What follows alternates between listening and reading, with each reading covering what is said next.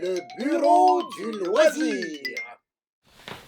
Alors, bonjour amis joueurs, bienvenue au bureau du loisir, au segment qu'on appelle la pause café, avec mon ami Mathieu. Aujourd'hui, je jouerai le rôle de Mathieu. Et moi, je suis toujours David, et oui, indéfectible.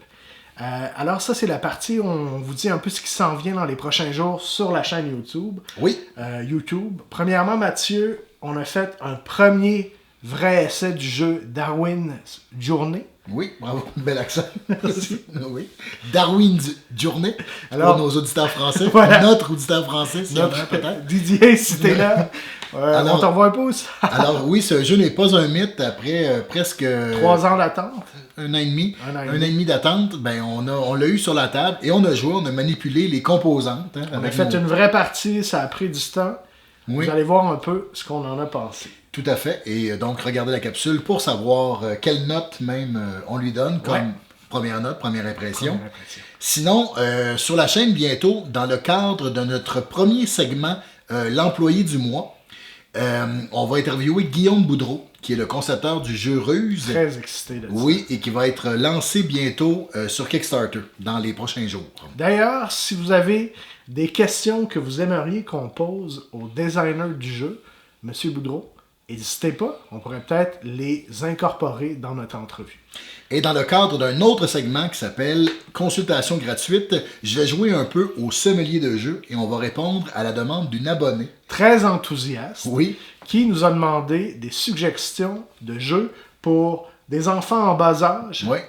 des adolescents, et Oui. finalement peut-être même un troisième jeu qui pourrait réunir les intérêts des deux groupes d'âge. Donc un jeu plus familial. Mes enfants sont rendus grands, mais je vais quand même essayer de me prêter au jeu et de trouver 3 bonnes suggestions. Donc pour ceux qui ont et des enfants en bas âge et des ados, ça pourrait être intéressant de voir quelles sont les suggestions qu'on a pour vous. Voilà ce qui s'en vient. Sinon, aujourd'hui, tout de suite, dans le maintenant et le ici, Mathieu, tu vas nous parler des jeux solo que tu as essayés dans les derniers jours. Oui, comme on vous tient un peu au courant de tout ce qu'on fait ici sur la chaîne, peut-être qu'en temps et lieu, ça donnera une capsule Indépendante. heure supplémentaire. Ouais. Mais pour l'instant, je peux juste vous dire vite vite que j'ai essayé le jeu Resist, qui est un jeu qui se joue uniquement solo.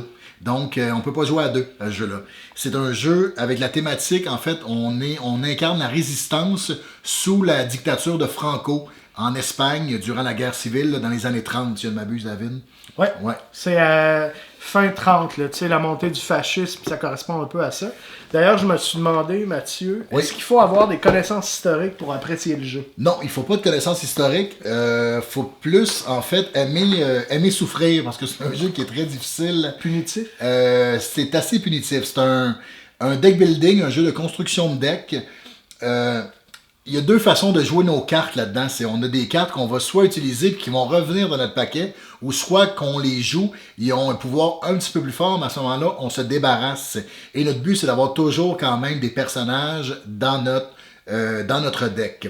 Alors sûrement que les gens n'ont rien compris parce que tu fais des niaiseries pendant que je parle, mais ça reste quand même que si vous êtes intéressé de jouer à Resist, il est disponible partout. On l'a attendu pendant longtemps, mais là je pense qu'il vient d'arriver, donc il est Est-ce que disponible. tu as aimé ça, Mathieu? J'ai beaucoup aimé ça, mais c'est un jeu que je vais avoir intérêt à rejouer pour apprécier toute la... J'ai joué à facile et j'ai perdu. Ok. Donc c'est vraiment quand même un jeu qui propose un excellent défi. pour Est-ce les que tu as joueurs solistes. perdu frustré ou perdu défié?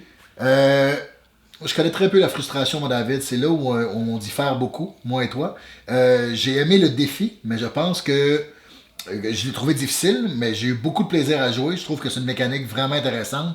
Et le jeu est d'une beauté incroyable. Les dessins, les illustrations sont vraiment magnifiques. Toutes les composantes, il y a des grosses cartes.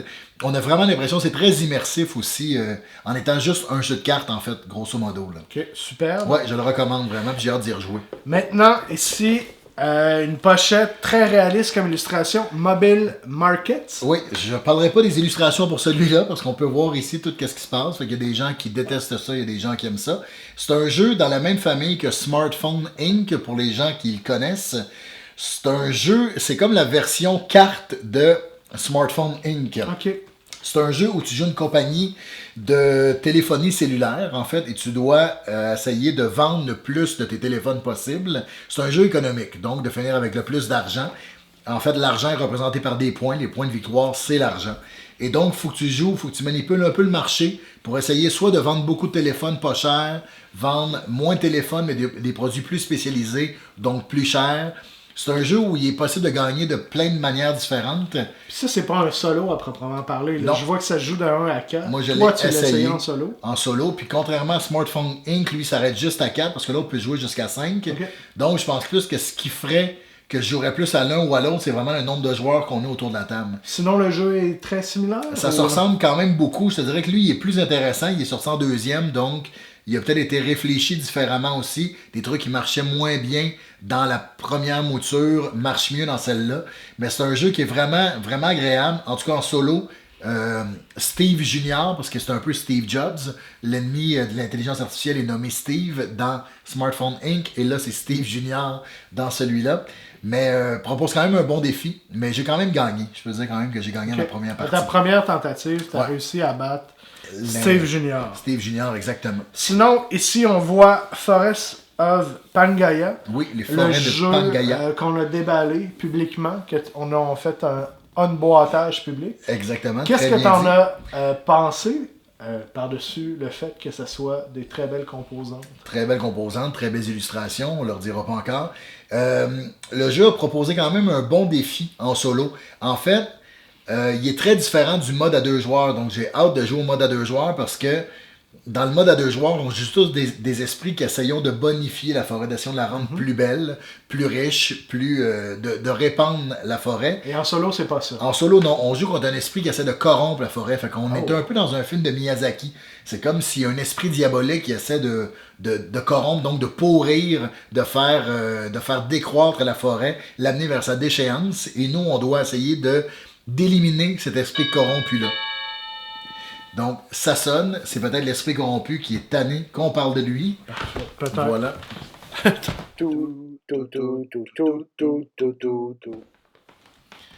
Alors, j'ai répondu à la porte, et ce n'était pas un esprit corrompu de la forêt, mais bien un laitier qui s'était trompé de siècle. J'ai dit, Réal, reprends tes crèmes, on n'en a pas besoin. Nous voilà tous rassurés. Alors, on a été aux forêts de Pangaea. Oui, donc, on essaie d'assainir la forêt et donc de se battre contre l'esprit corrompu.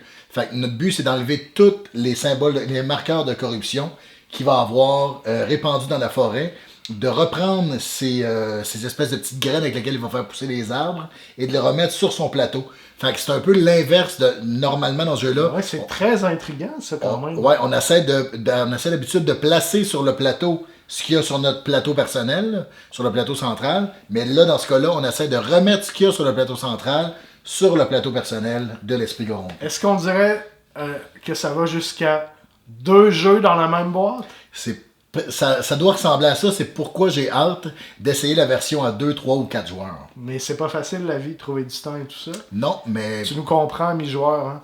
c'est pas facile de trouver du temps. Ou Voilà. la vie. C'est peut-être juste c'est pas facile la vie. Ou c'est pas facile de trouver du temps. Moi, j'ai hâte de jouer à ça, je pense. Oui, je pense que t'as hâte aussi. Ça m'intrigue. OK. Et finalement, Mathieu...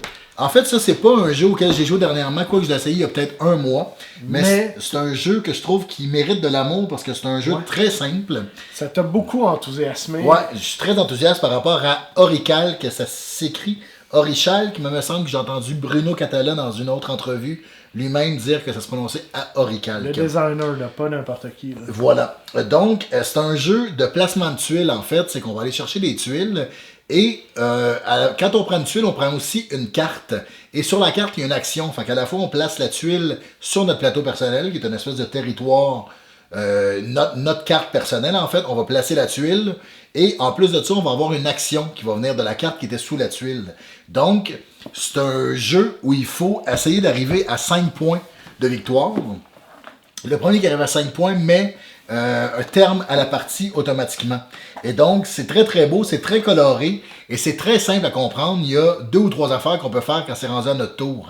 C'est très très simple, fait que je pense que c'est vraiment un jeu qui peut s'adresser à des joueurs qui ne sont pas nécessairement aguerris, à des joueurs apprentis, à des gens qui sont nouveaux dans le hobby. Je pense que c'est un jeu qui a à la fois une belle profondeur pour les joueurs plus sérieux et aussi une espèce de simplicité et de plaisir. Et est-ce que c'est cette simplicité-là, cette efficacité-là, qui te rend si enthousiaste? Ou c'est autre chose, mettons, dans la mécanique? Ou...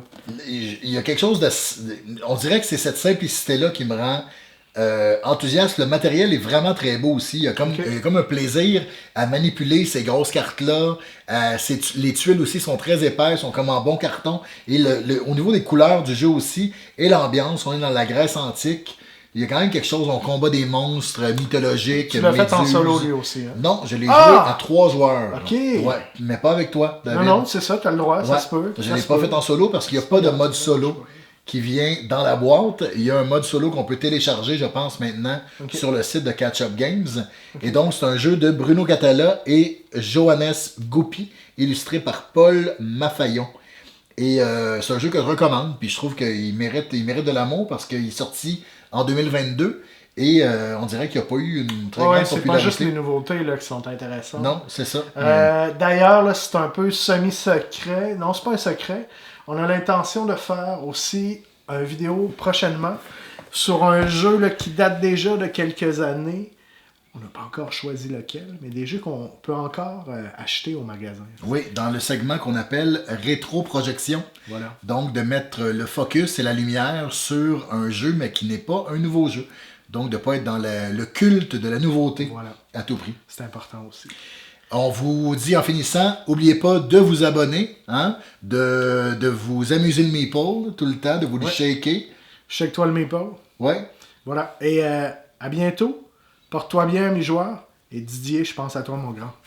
Bye.